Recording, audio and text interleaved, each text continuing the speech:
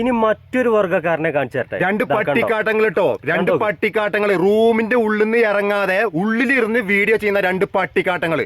മുലപ്പാലല്ലടാ അജി കുടിച്ചിട്ടുണ്ടാകുക, അജി മൂത്രം കുടിച്ചിട്ടേക്കാരുണ്ടായത്. അതുകൊണ്ടാണ് ഈ കമന്റ് ഇട്ടത്. ഈ ഒരു പെട്ടിന്റെ ഉള്ളിൽ ഇങ്ങനെ ഇരുന്നിട്ട് നീയൊക്കെ അവിടെ പോയി ഏതെങ്കിലും ഒരു ജീവിയെ, ഒരു കോഴിയെ രക്ഷിച്ചിട്ടുണ്ടോ, ഒരു പൂച്ചയെ രക്ഷിച്ചിട്ടുണ്ടോ? ഒന്നും ചെയ്തിട്ടില്ല. അവിടെ ബാപ്പല്ലാത്ത, മക്കളില്ലാത്ത, ഭാര്യയില്ലാത്ത, ഉമ്മല്ലാത്ത, ഉപ്പല്ലാത്ത, ആരും ഇല്ലാത്ത, വീടില്ലാത്ത, സ്വത്തില്ലാത്ത എത്രയോ ആളുകളാണ് അവിടെ കിടക്കുന്നത്. അവരൊക്കെ കാണുമ്പോൾ കണ്ണ് നിറഞ്ഞു പോകുകയാണ്. ആ സമയത്ത് അവരൊക്കെ പുതിയ ഡ്രസ്സ് അടിച്ചിട്ട്, എടോ ഇവരൊക്കെ എത്രയോ കാലമായിട്ട് സന്നദ്ധ സേവനം ചെയ്യുന്ന ആളുകളാണ്, രക്ഷാപ്രവർത്തനത്തിന് പോകുന്ന ആളുകളാണ്.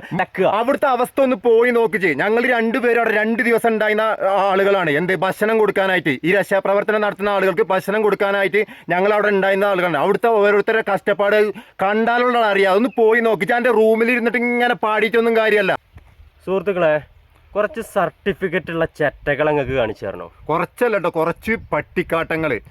അവരിട്ട കമൻ്റാണ് ഈ കാണുന്നത്. കമൻറ്റ് വായിച്ചു നോക്കി. എന്താണ് ഈ കമൻറ്റ്? എല്ലാവരും കണ്ടിട്ടുണ്ടാവും. മുലപ്പാലവന് വേണത്ര.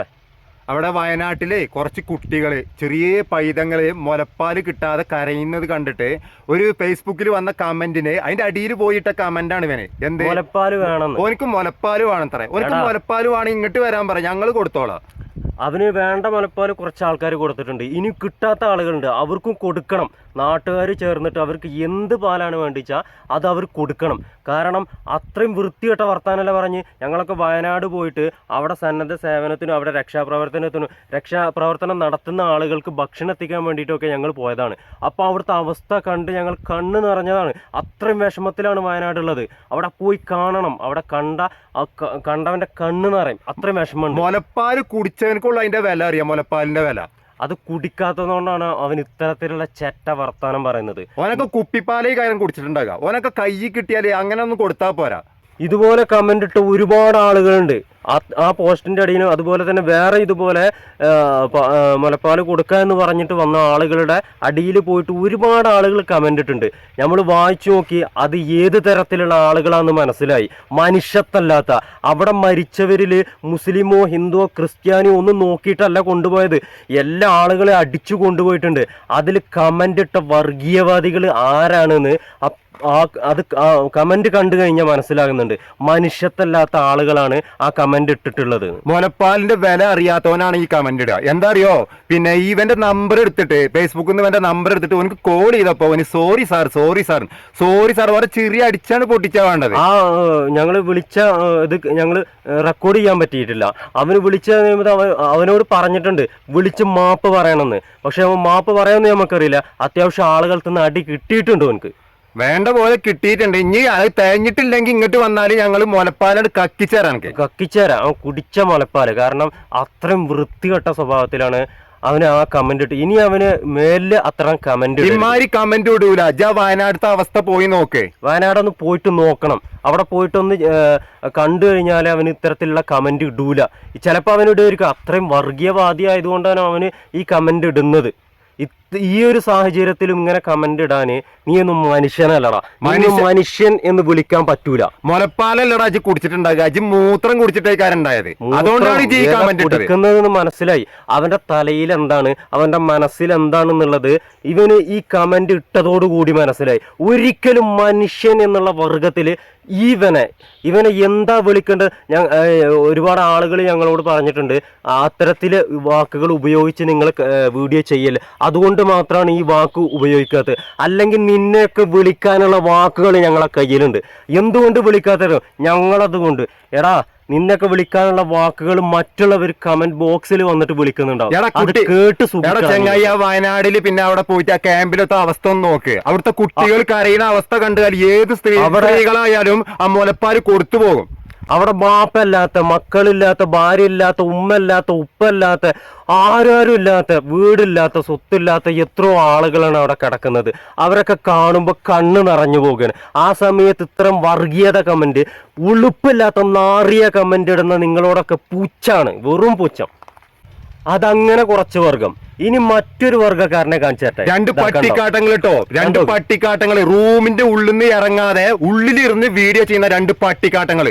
അവര് റൂമിൽ AC ഇട്ട റൂമിൽ ഇങ്ങനെ ഇരുന്നിട്ട് ഉളുപ്പില്ലാതെ ഇരുന്ന് ഇങ്ങനെ ഇളിച്ച് വർത്താനം പറയാം. രണ്ട് പട്ടിക്കാട്ടങ്ങൾ എന്ന് തന്നെ പറയാം. അവരിരുന്നിട്ട് ഇങ്ങനെ വർത്താനം പറയാം. അവർക്ക് അവിടെ അവർ കുറച്ച് പേരുകൾ പറഞ്ഞു, SYS, SKSF, അതൊക്കെ മതസംഘടനകളാണ്. അതുപോലെ തന്നെ കുറച്ച് പേരുകൾ പറഞ്ഞു. അവരൊക്കെ പുതിയ ഡ്രസ്സ് അടിച്ചിട്ട്, എടോ ഇവരൊക്കെ എത്രയോ കാലമായിട്ട് സന്നദ്ധ സേവനം ചെയ്യുന്ന ആളുകളാണ്, രക്ഷാപ്രവർത്തനത്തിന് പോകുന്ന ആളുകളാണ്. നീ കണ്ടോ, നീ ഒരു പെട്ടിന്റെ ഉള്ളിൽ ഇങ്ങനെ ഇരുന്നിട്ട് നീയൊക്കെ അവിടെ പോയി ഏതെങ്കിലും ഒരു ജീവിയെ, ഒരു കോഴിയെ രക്ഷിച്ചിട്ടുണ്ടോ? ഒരു പൂച്ചയെ രക്ഷിച്ചിട്ടുണ്ടോ? ഒന്നും ചെയ്തിട്ടില്ല. അവിടുത്തെ അവസ്ഥ ഒന്ന് പോയി നോക്കിച്ചേ. ഞങ്ങൾ രണ്ടുപേരും അവിടെ 2 ദിവസം ഉണ്ടായിരുന്ന ആളുകളാണ്. എന്ത് ഭക്ഷണം കൊടുക്കാനായിട്ട്, ഈ രക്ഷാപ്രവർത്തനം നടത്തുന്ന ആളുകൾക്ക് ഭക്ഷണം കൊടുക്കാനായിട്ട് ഞങ്ങൾ അവിടെ ഉണ്ടായിരുന്ന ആളുകളാണ്. അവിടുത്തെ ഓരോരുത്തരുടെ കഷ്ടപ്പാട് കണ്ടാലുള്ള അറിയാം. ഒന്ന് പോയി നോക്കിച്ചാ. എന്റെ റൂമിൽ ഇരുന്നിട്ട് ഇങ്ങനെ പാടിയിട്ടൊന്നും കാര്യമല്ല. ഇതുവരെ ഒരു രക്ഷാപ്രവർത്തനത്തിനും ഈ ഇരിക്കുന്ന ആളുകൾ പോയിട്ടുണ്ടാവില്ല, ഒന്നിനും പോയിട്ടുണ്ടാവില്ല, സ്വന്തം വീട് രക്ഷിക്കാൻ കഴിഞ്ഞിട്ടുണ്ടാവില്ല. എന്നിട്ട് അവർ കടന്ന് ചിലക്കുകയാണ്. എടാ ആദ്യം പോയിട്ട് രക്ഷാപ്രവർത്തനം എന്താണെന്ന് പഠിച്ചിട്ട് വാ. എന്നിട്ട് ഒരു റൂമിൻ്റെ ഉള്ളിൽ ഇരുന്നിട്ട് ഇങ്ങനെ അവിടെ ചെയ്യുന്ന ആളുകളെ കുറ്റം പറയാനല്ല. നിനക്കൊക്കെ അതിനെ കഴിയുള്ളൂ, അതിനെ സാധിക്കുള്ളൂ. അവിടെ പോയി ചെയ്യാനോ, എവിടെങ്കിലും ഒരു സ്ഥലത്ത് പോയിട്ട് ചെയ്യാനോ, അല്ലെങ്കിൽ ചെയ്യുന്ന ആളുകളെ സപ്പോർട്ട് ചെയ്യാനോ അതിനുള്ള മനസ്സ് നിനക്കോ നിന്റെ വർഗത്തിനോ ഇല്ല. നീ ഏത് വർഗത്തിൽപ്പെട്ടവനാണെന്ന് നീ വർത്തമാനം പറയുന്ന സമയത്ത് മനസ്സിലാകുന്നുണ്ട്. അനക്കൊന്നും പറ്റില്ലെങ്കിൽ ചിലക്കാതെ ഇരുന്നാ പോരെ. ഏത് ഞങ്ങൾക്ക് പോകും വേണ്ട, വീട്ടിലും ഉണ്ടായിരുന്നാ പോരെ. ആരോ എന്തോ ചെയ്തോട്ടെ, എന്ത് ചെയ്തോട്ടെ, ആരോ രക്ഷാപ്രവർത്തനം ചെയ്തോട്ടെ. എന്ത് ജെയ്സിയോ മഞ്ഞക്കുപ്പായോ കറുപ്പ് കുപ്പായോ എന്തോ ഇട്ടോട്ടെ. ഏത് കുപ്പായിട്ടിട്ട് വന്നാലും രക്ഷാപ്രവർത്തനത്തിന് അവിടെ നിങ്ങൾ രണ്ടുപേരും എന്റെ പേരിലേ ആ സെഡിട്ടിട്ട് അവിടെ ഇരുന്നോളി. ആരോ രക്ഷാപ്രവർത്തനം നടത്തിക്കോട്ടെ. ആരോ ചെയ്യണേ, നീ എന്തിനാണ് നോക്കണേ? ഇങ്ങനൊക്കെ ഇത്തരത്തില് ഇങ്ങനെ സംസാരിക്കാൻ കാരണം എന്താ പറയുക, അത്രയും വിഷമമുണ്ട് ഇത് കാണുമ്പോൾ. കാരണം നമ്മളൊക്കെ അവിടെ പോയി കണ്ടത് കൊണ്ട് മാത്രമാണ് സുഹൃത്തുക്കളെ. അവിടെ പോയി കണ്ടപ്പോൾ ഞങ്ങളെ മനസ്സ് അത്രയും വിഷമിച്ചു. ഞങ്ങളെ നാട്ടിൽ നിന്ന് ഭക്ഷണം ഉണ്ടാക്കിയിട്ട് ആ രക്ഷാപ്രവർത്തനം നടത്തുന്ന ആളുകൾക്ക് കൊണ്ടേ കൊടുത്തപ്പോ അവിടുത്തെ അവസ്ഥ കണ്ടാല് നീ ഇങ്ങനെ ചിലക്കൂല. നീ ആദ്യം പോയി ആ മണ്ണിലൊന്ന് കാല് കുത്തിയോക്ക്, എന്നിട്ട് നീ ചിലക്കരുത്. ഇത്തരത്തിലുള്ള ആളുകൾ ആ മണ്ണിൽ കാല് കുത്തിക്കരുത്. അവർ പോയി കഴിഞ്ഞാൽ ചെറിയ ജീവനുള്ളവനെ കൊല്ലേ ചെയ്യുള്ളൂ. അത്രയും വൃത്തികെട്ട മനസ്സാണ് ഇവനൊക്കെ ഉള്ളത്. അതുകൊണ്ട് ഇത്തരത്തിലുള്ള ഈ ഒരു മനസ്സുള്ള ആളുകളെ ആ നാട്ടിലേക്ക് അടുപ്പിക്കരുത്. അവരൊന്നും ഒരു കാര്യത്തിനും കൂട്ടരുത്. മനുഷ്യത്വത്തിലും മനുഷ്യനിലും കൂട്ടരുത് അവരെ. റൂമിലിരുന്ന് ചിലക്കാൻ നല്ല എളുപ്പമാടാ ചെങ്ങയ്യെ. ഓരോരുത്തർ കഷ്ടപ്പാട് ആ പോയി കൂടെ കടന്ന് കഷ്ടപ്പെടുന്നത് നീ കണ്ടില്ലേ?